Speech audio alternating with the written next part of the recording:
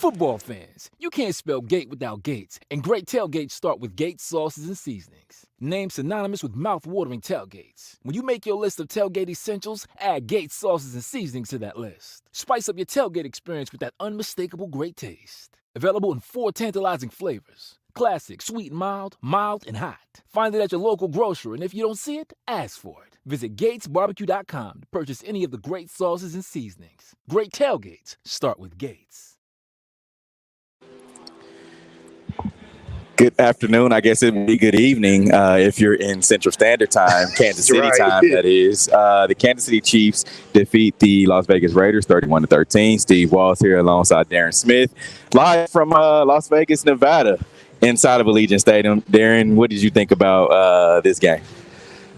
I thought it was going to be worse than what the score actually, score would have been. I thought Pat Mahomes would 5 touchdowns. The way, the game started off, he threw the big 67-yard pass on second play of the game to Justin Watson. So I thought it was just going to be one of those things where they were going to keep racking up points. But overall, both sides of the football, man, they, Chiefs put on a good show. And they, to me, show why they are the number 1 seed in the AFC.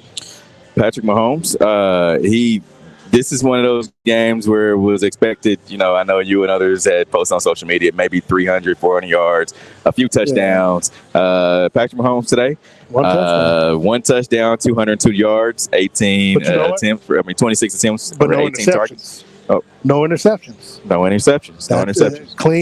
Clean ball game, no interceptions, no fumbles. And look, he did just enough. Yeah, obviously, the whole ring around the rosy. I forgot what Kadarius told me. He told me what the name of the play was, but the fact that circle of death, circle of death, but the fact that it was called back as a penalty. If that didn't get called back, that right there is the exclamation mark on an MVP season for Patrick Mahomes. And you know what? This was my thing about today's game. You have a lot of people, including yourself, who say the Chiefs need to run the ball. Yeah. The Chiefs had 3 rushing touchdowns today. Yeah. Your thoughts on that? Look, the fact that I talked to Eric Bieniemy this week, as I run the football, they ran for 168 yards. They did. Patrick for 202. Now he had a couple of sacks that, so it goes down to 181. But again, look at the score. 31-13. Obviously on the defense side, I think Frank Clark suffered a hamstring injury, but groin injury. But for me, this is cool because look, you keep Patrick, upright for the most part.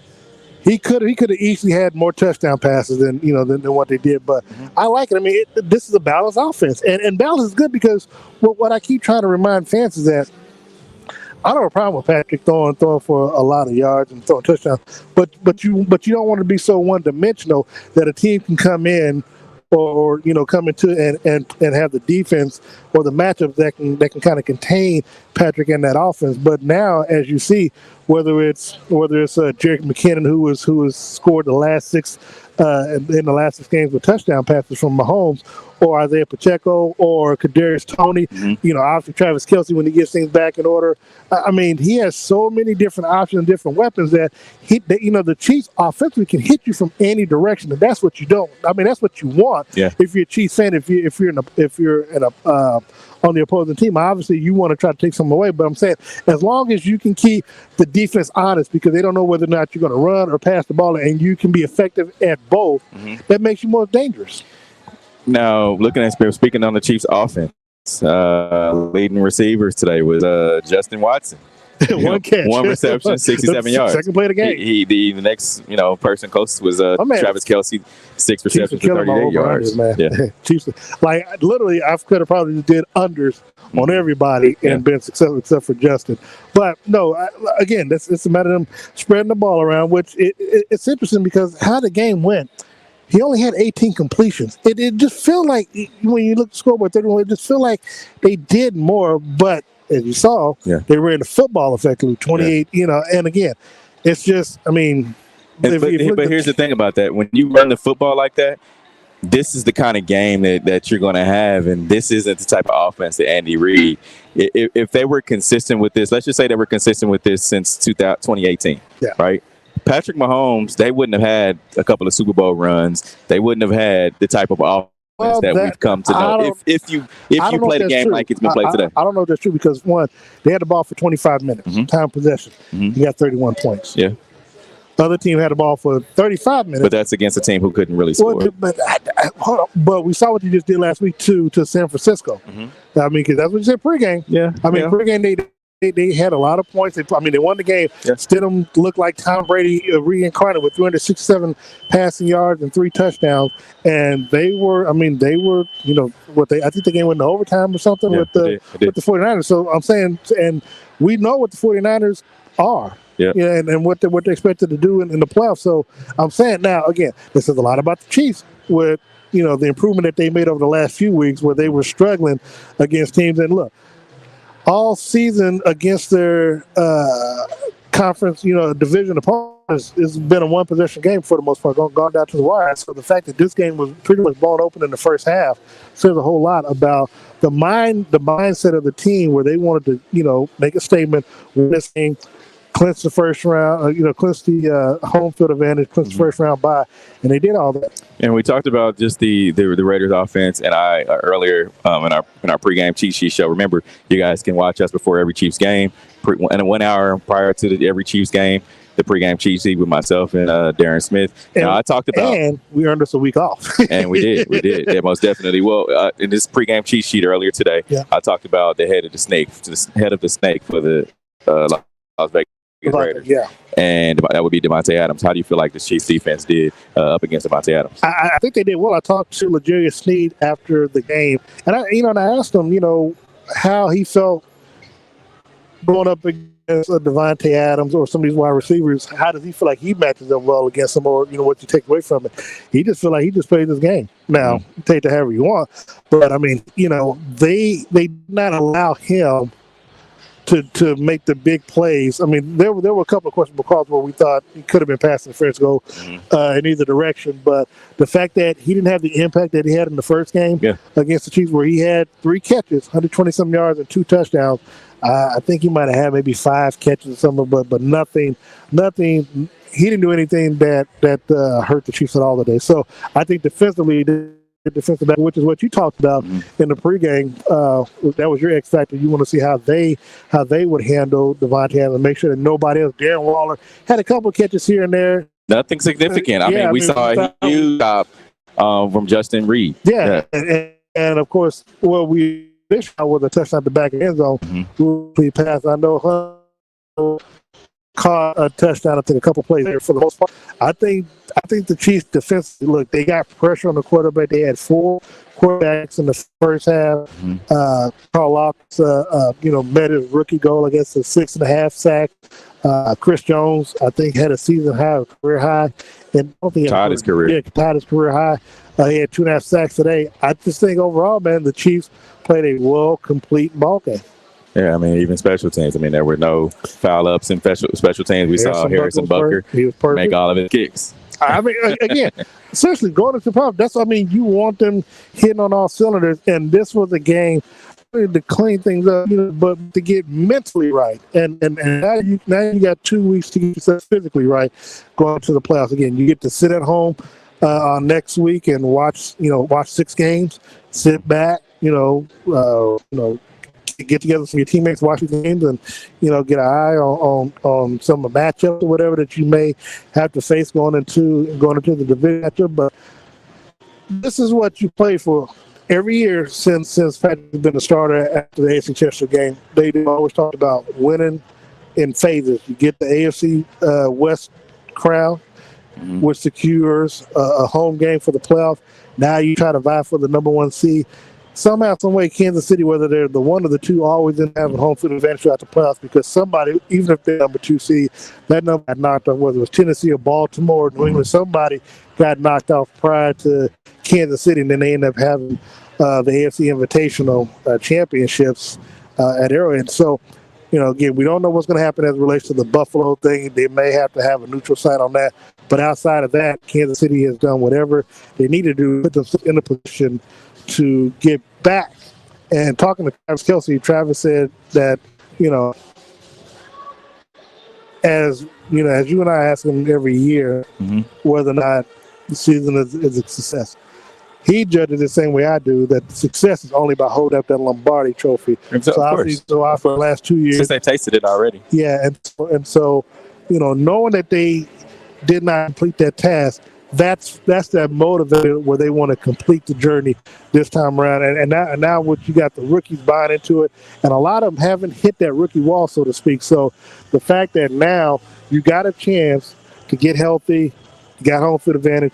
It's right there. As Travis said, you got you know, minimum maybe 3 games to, you know, saying to get the job done. He's ready for it. I see it in his eyes. I see it in the players' eyes. Man, this is going to be a nice little playoff run for us for what, the 5th year in a row in this Patrick era. So you and I, we are fortunate enough to be able to cover the Chiefs and have the access that we have. So I'm looking forward to this playoff run, man. One of the things that we haven't talked about much, and I know fans probably don't even really realize it, maybe they do, maybe they don't, is the fact that the Chiefs were undefeated in their conference this year. Yeah, I'm glad you brought that up, because I wanted to bring that up to Chris Jones in the press, but I didn't ask any questions for him. But the fact that they were 6-0, and Chris brought up a good point. You got to remember, in the offseason, especially in over the years, these teams, and look, and this is what, first of all, this is what you're supposed to do. So, I mean, people make seem like they should be upset, but if I'm on the front of the team, I mean, why am I just going to let you have the division? That's what New England did for 20 years. So, I mean, so Denver, Los Angeles, and Las Vegas, they're not just going to just lay down and let the Chiefs have it. So they did what they were supposed to do, go out and try to better their teams to compete against Kansas City. Yeah. But let's not forget that Kansas City also has to do that to continue to stay on top. They do. So this is all just a chess match. I mean, and look, we didn't know Russell Wilson was going to be what he turned out to be with that scenario. The Chargers, they finally made the playoffs. I still don't think Justin Herbert's the lead, but he has done what he needed to do to get this team to the playoffs. So congrats to them. The Raiders, you know, they never should have fired. Well, they never should have hired Josh McDaniels. They should have let Bisciotti stay the head coach. At least he took them to a playoff, and they played well with them. And the whole Derek Carr situation. I mean, sometimes teams get in the way of their own selves and just mess things up. At least Clark Hunt is wise enough he put football people in place. Brett Veach, Mark Donovan on this side, and then Andy Reid over here, and he just lets them do their job.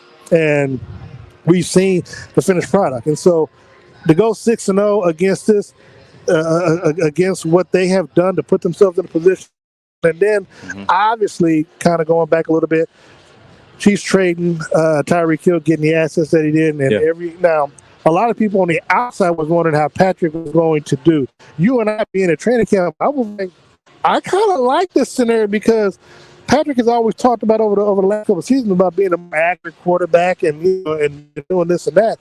And I felt that without having that quote unquote deep threat in Tyreek, well, now he can kind of focus in on his receivers, and he's going through his progressions and stuff like that, hitting his receivers. I just think that he's been doing a good job, and I think he did what we felt he would need to do to win the MVP. And I think in just in a few weeks, we'll be there at the awards ceremony. And that's one of the reasons that I've said you've had all this success during the regular season against the FC. Yeah, they're not going to be terrible forever.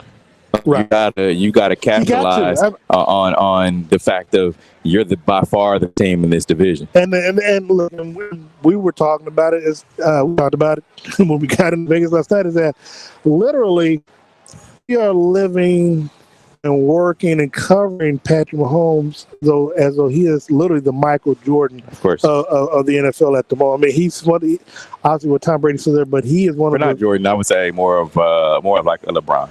Okay, well, that's fine. But the fact that he is one of, if not the face of the league, and I know everybody across the country are always trying to put Josh Allen and Justin Herbert and blah, blah, blah. But the one thing that remains constant, Patrick Mahomes. Everybody that you're trying to put in there doesn't matter because you're comparing everybody to Patrick Mahomes. Now, Tom Brady to an extent, but Tom Brady's he's in a separate category. But the fact that you and I, we get a chance to watch this dude and talk to him and cover him, and we see the man. I mean, we saw him from his first game against the Denver Broncos to where we are today, and Right. we've covered him last four AFC Championship games and the Super Bowls and stuff, and so to see where he's at and that motivating factor to be great, to succeed. You know, I tell people all the time, yeah, people talk about he doesn't care. He cares about winning MVP. Yeah. He may not say, but trust me, he's not going to turn that MVP down when we get to Phoenix. And so, but because he knows as a quarterback, he's going to be judged differently than everybody else. And so you want to get to that status of Tom Brady. He lost out on it a couple of years ago when when they were 14-2 and Aaron Rodgers came back the last two games and threw for 8 touchdowns and no interceptions. He lost it that year. And, of course, last year was just a good year for – I forgot who won it last year. But now this year, he put himself in a situation to where he can get it. And so now you got that couple where he's a he's a finalist for the Walter Payton Man of the Year award, along with if he can win a Super Bowl, lead team Super Bowl, get a triple crown. And so, I mean, we are living in an era to where we cannot take what he does for granted. Now, we hold him accountable because, you can't, you can't do craziness where you put your team in a situation. And much as I like him, much as I love him, much as I respect him, again, holding accountable means that if by chance they face Cincinnati or, you can't make those same mistakes that you did last year, whatever, you can't. Exactly. You just can't, what I'm saying? So, and now whether it's him, whether it's Andy, we have to do our job making sure that we ask them the tough questions and stuff like that. So, hey, to make sure whatever took place last year, don't fester around again this year. You know what I'm saying? So if you think you need to go for it, hey, take the points whenever you need to take the points. Don't, so, but overall, man, I mean, this is a great year, 14-3, because a lot of people didn't. Now, you and I had the Chiefs going to the Super Bowl and winning it. I know you got the Cowboys. I think I do have the Cowboys. Say it one more time so people can know. Okay. Cowboys. Yeah, and I think I had Tampa Bay. Okay. But as always, I think I probably had the Chiefs with the best record. I think if we go back, I might have 14-3 or 15-2. But I'm pretty sure one of those records I had in Kansas City has right now. So. Yeah, we're doing pretty good. For sure. All right. For Steve Walls and Darren Smith, remember to check us out. Come down to Swear Ranch Steak and Oyster House, down located in the 18th Divine Jazz District. Myself, Darren Smith, Uncle Sean Tyler, also DJ Q. We'll be talking Chiefs football, all things Chiefs football. Let me say this, DJ Q, because I know you're probably watching. And if you're not watching, yes, I'm cutting a promo on you. Talk all that talk. The man threw one touchdown, 200 yards, and he's still going to win the MVP. Call it a stat, call it whatever you want, but at the end of the day, the man's going to get a second MVP. In closer. Yeah, so just so you know. Yeah. So remember, Monday, this coming up Monday, it feels like Sunday. We know it feels like Sunday. Yeah. Enjoy your Saturday night. Make sure you go grab some Gates barbecue, whether it's tonight for dinner or it's tomorrow for after church, for dinner, going into Monday, and then Monday night. They don't have Gates here. Yeah. We got White Castle, we got some hot chicken. We go. If you're in Kansas City, make sure to go check out Gates Barbecue. But on Monday, come and check us out. Soiree Steak and Oyster House, 6:30 to 7:30. Myself, Darren Smith, Uncle Sean Tyler, DJ Q. Chiefs defeat the Las Vegas Raiders. One last thing. I do want to say once again, want to thank our clothing sponsor, Todd's Clothers for me, Dillis for Steve. Got a lot of, man, we've been swamped with compliments about our outfits today. So I do want to make sure that we give our shout outs to our stylists because we appreciate it.